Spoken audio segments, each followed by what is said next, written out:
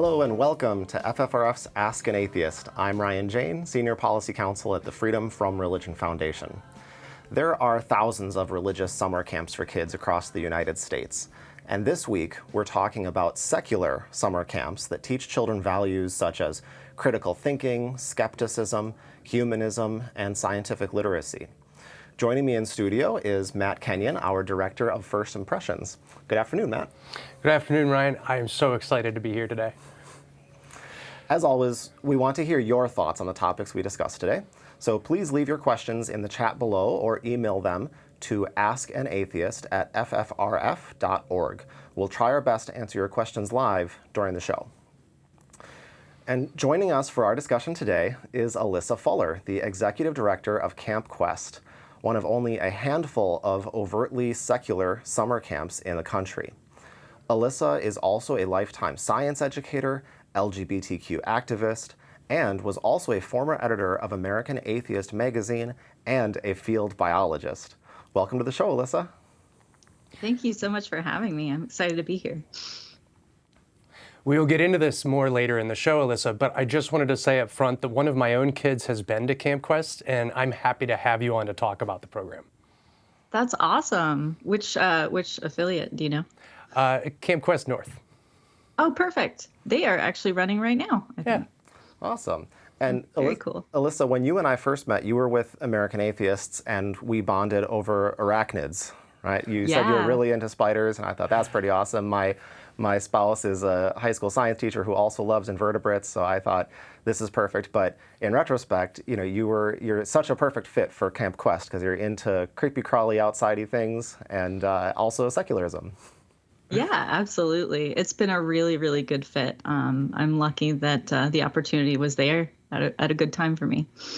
All right, so let's get into our main discussion. Alyssa, why don't you start by telling us about Camp Quest, how it got started, and who it's for?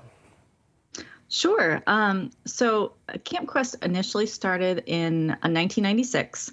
A small group of atheists, secularists, humanists got together and realized that there was not really much for overtly secular families. So being that there was not a whole lot of connectivity in the atheist movement at the time, it sort of served as an opportunity to reinforce the values that we had for our kids. And so I think it really was born out of a need. And I think a lot of camps nowadays have a fairly secular bent, but we're still one of the few that is overtly secular.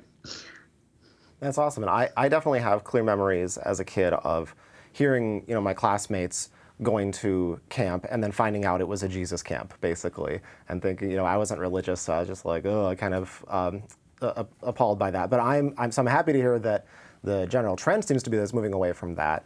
But even cooler that people who, you know, are into secularism will have a place that a camp where you can actually instill like humanist values into kids. It's so cool. Yeah. Can you give some examples of experience that Camp Quest offers to kids that they won't get at a church camp or your average summer camp? Sure. This is a conversation that we have all the time because there are more and more secular camps opening up. And because for young people, a lot of times the atheism is secondary to other kinds of identity factors. So like a lot of our kids are LGBTQ, and that seems to be something that that we really include and celebrate at Camp Quest. So those kinds of things are kind of make us a little bit unique, but it's a good example of like how things have changed over time. So really our guiding star is fun, friends, and free thought. We try and include some critical thinking activities at each of our camps, whether that's our signature Socrates Cafe, which is very discussion based, or some overt lessons about invisible animals and how you might prove or disprove their existence. A lot of our camps celebrate an invisible unicorn, some the Pacific Northwest tree octopus, things like that. But they're always kind of lighthearted attempts to get the kids to critically think about their surroundings and about the society that we live in.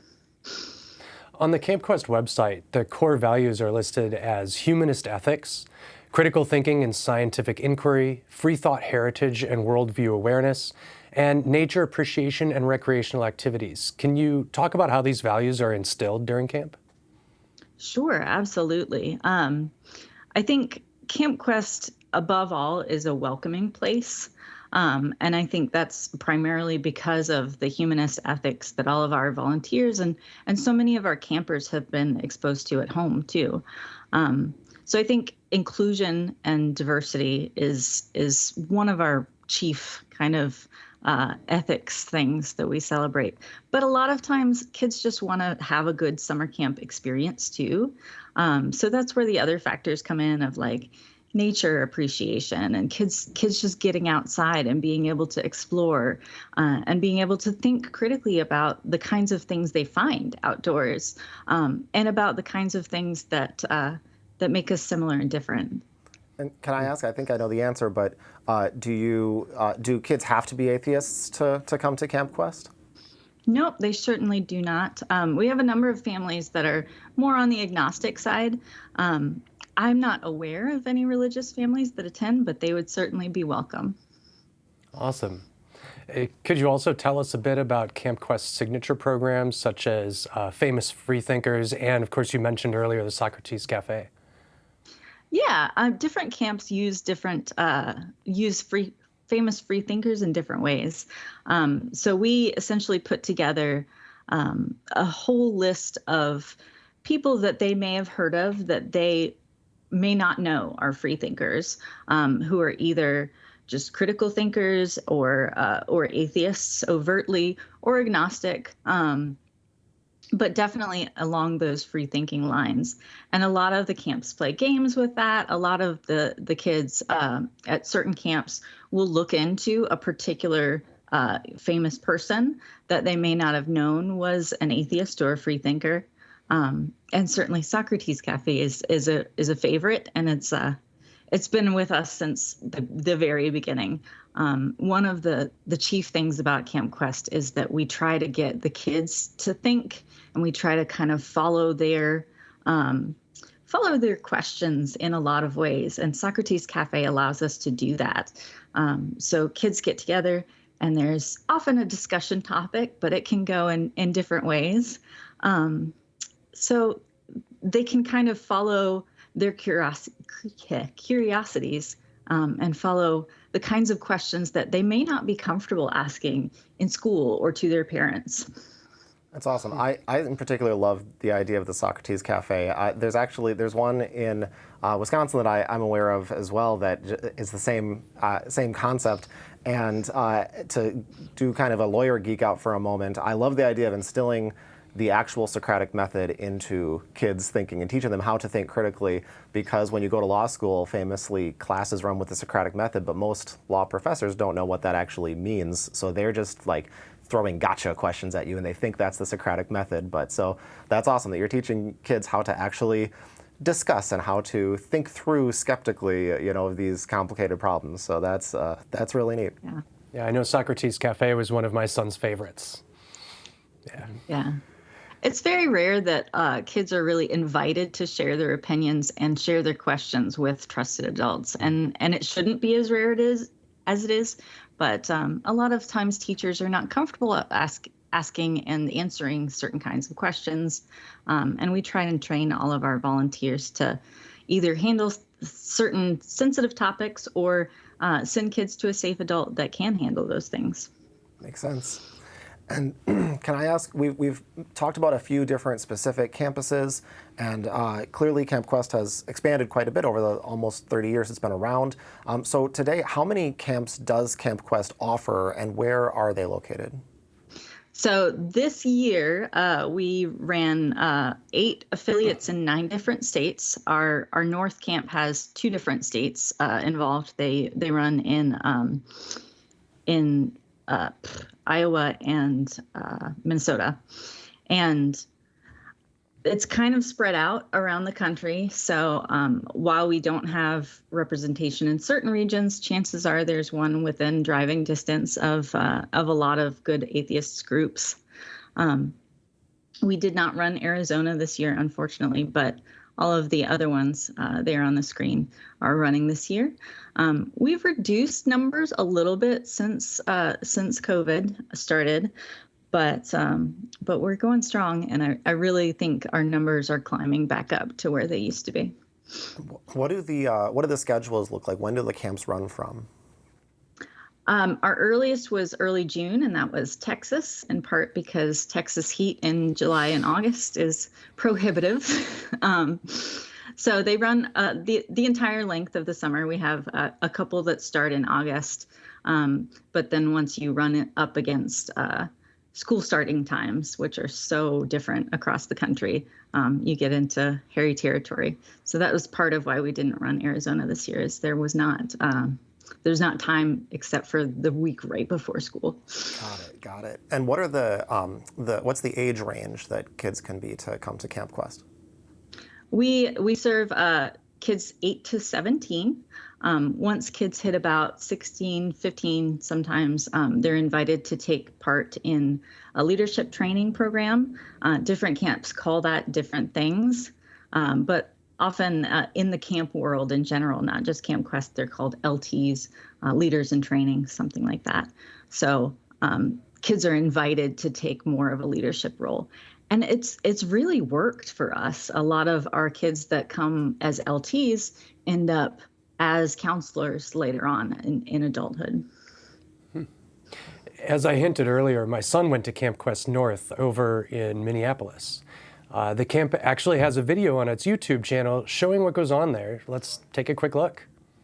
Perfect.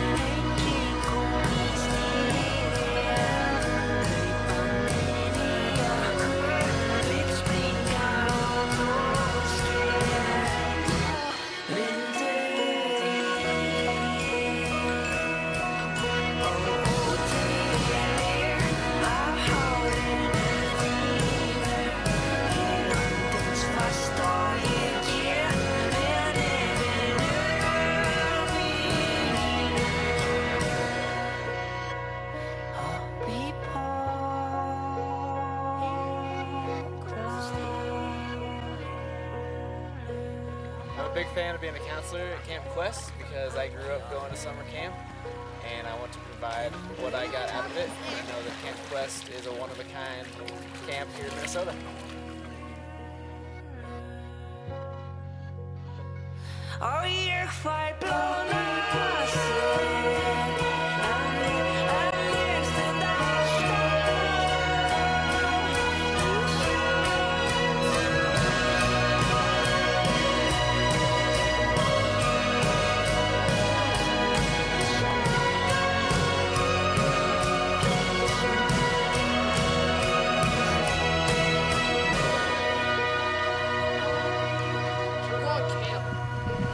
Camp Quest is awesome because we can express ourselves here and be cool. And the counselors are really cool. They're some of the nicest people you've ever known in your life. We get to do summer stuff with people that you love also. Camp Quest! That's awesome. I even saw a Packers jersey at a Minnesota camp, so that's maximum diversity, I think. There you go. That was awesome to be able to see some of those places I haven't seen since my kid went there. That's great. Absolutely. North is a great camp. So Alyssa, if parents listening want to get their kids involved in Camp Quest, what can they do? Well, if their kids are on the younger side, they can certainly attend. We do have some campership opportunities if the cost is too steep. But we find that often our costs are a little bit lower than other similar summer camps because all of our staff are volunteers. So there's not that overhead. We also don't own our own campgrounds, so there's not that overhead either. So certainly attending as a camper is a great starting place. A lot of times different camps offer different opportunities. So we saw kayaking on the North video, but other camps have a pool, or other camps may have horseback riding, as in Texas. There are different kinds of opportunities at each camp. So if you're flexible or between two camps, it might be really cool to experience both for your kids. But essentially, just going to our website and then using that to find our affiliates that are closest to you would be the best way to do it. That's fantastic. I know that my son absolutely, the first time he went, he was very nervous about spending a week at camp. After that, he was begging as soon as he got in the car to go home. Okay, can I go next year? Can I go next year? Absolutely loved the experience, and I saw him grow so much as a person, as an independent thinking person while he was there. It was absolutely amazing. I'm so thrilled to hear that. We hear that all the time from camper parents and even from the kids themselves. Some of our campers turned counselors really talk about the impact that Camp Quest had on their confidence, on their leadership skills, on their speaking abilities, even on discarding some of the self-consciousness that kids can have, and just feeling safe with a like-minded group of folks. Super cool. And I have little ones as a parent, so I'm excited in the future to send them along too. Now, Me too. Now we have some audience questions, so let's get to those because there are a bunch. So first from Sammy asks, says, I don't have kids, but I'd love to help support Camp Quest and other overtly secular summer camps. What can I do to show support and help? Well, certainly donations are always welcome. We love to have recurring donations. A lot of that is the bread and butter of nonprofit orgs. But volunteers are always welcome too. We have a ton of volunteers that didn't necessarily realize that they liked hanging out with kids as much as they do. So a lot of our volunteers are child-free, and they really get the opportunity to interact with kids in a way that that child-free folks don't normally. And so having volunteers that really get into that kind of leadership and teaching opportunities is really special, I think. Mm-hmm. How would someone sign up to be a volunteer? So each of our individual camps will take volunteers. We tend to open volunteer registration early in the year, but they're a little bit staggered. So each individual camp has their own dates. Usually everything is open by about February. And then as we add more volunteers to each camp, you can take on more and more kids because we want to keep our camper to volunteer ratios in check. So basically between February and the start of camp, people are really looking for volunteers at each of the affiliates. And you can find those from our website, which is just campquest.org. And then there are links to each of the affiliate websites. Great. And then a couple of really good questions from Phil M, who asks, are there day camps? And also, are the camps vegetarian friendly? They are. We usually have several campers and several staff that are vegetarian or vegan. Different camps have different quality of food, I will say, but there's always options for folks who have food restrictions. We do not offer day camps right now, but we'd love to bring those back. So right before the pandemic, we started offering day camps primarily for younger kids too. So in that like 6 to 8 or 9 range, that might not be ready for an overnight camp. So we'd love to bring those back. We're not doing those currently, but it's in the future. Keep an eye out. Okay. And we have a comment and question from our own Dan Barker, who says, 2 of my grandsons went to Camp Quest in California about 12 years ago. They loved it. They said it helped affirm that their non-religious family and views were valued and that they were part of a wider community. This sounds like it's echoing a lot of the things you've already said, but he asked, do you hear others saying the same thing? Absolutely. I think our general vibe has changed a little bit over time as our family structures have changed over time.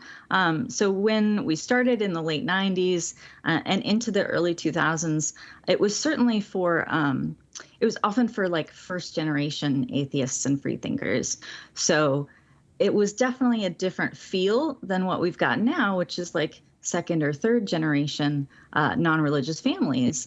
And so having kids able to explore their values independent of a religion, and having kids able to be in a safe place with other non-religious people and see that as a valid path is really important.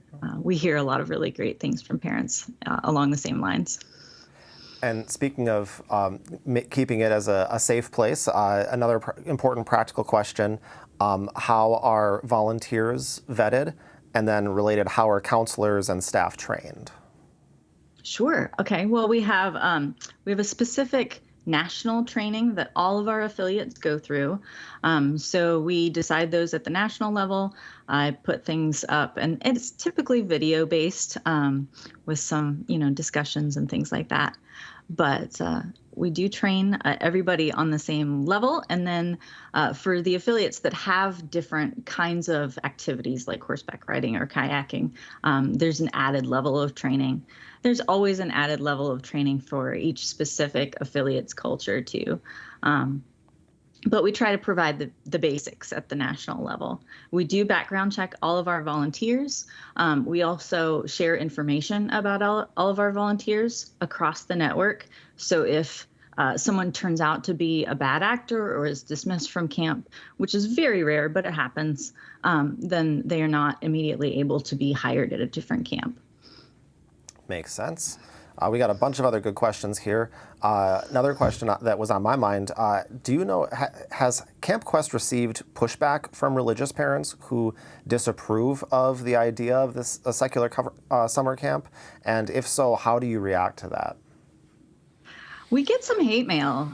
We don't get a lot of direct complaints on the phone or via email, but we do get some written hate mail, which is interesting. We get some chick tracts in the mail still, which I didn't know people were still doing that.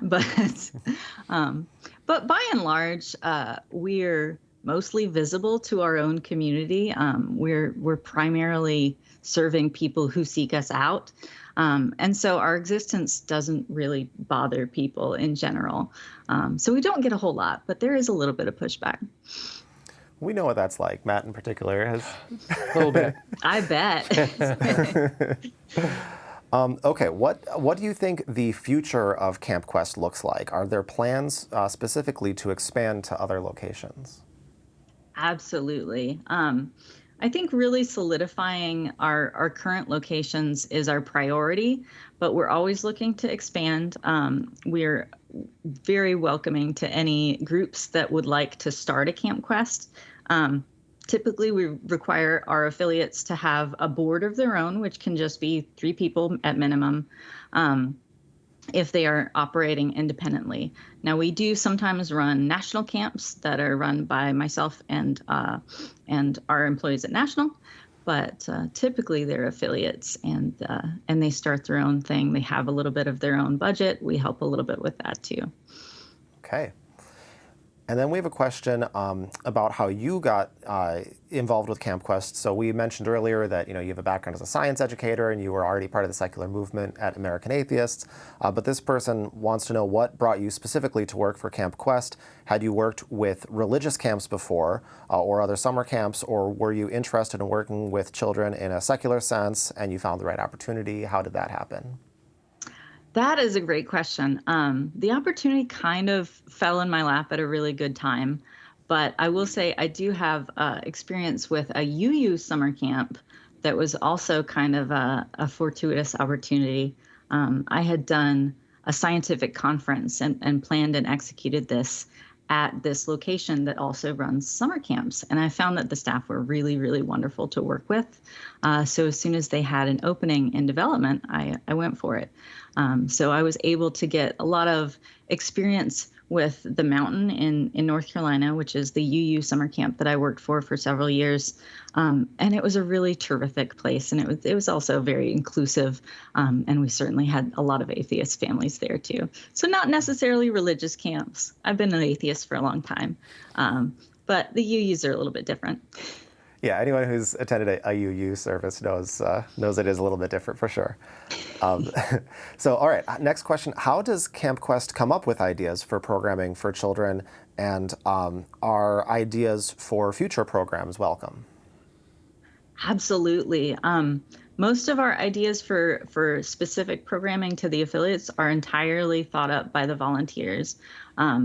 A lot of times we'll share some ideas across the network. There's some connectivity there, which is really great to see, but I'd love to beef that up too. I'd love for different camps to share their newest and most creative ideas. We have really, really terrific and creative folks as volunteers.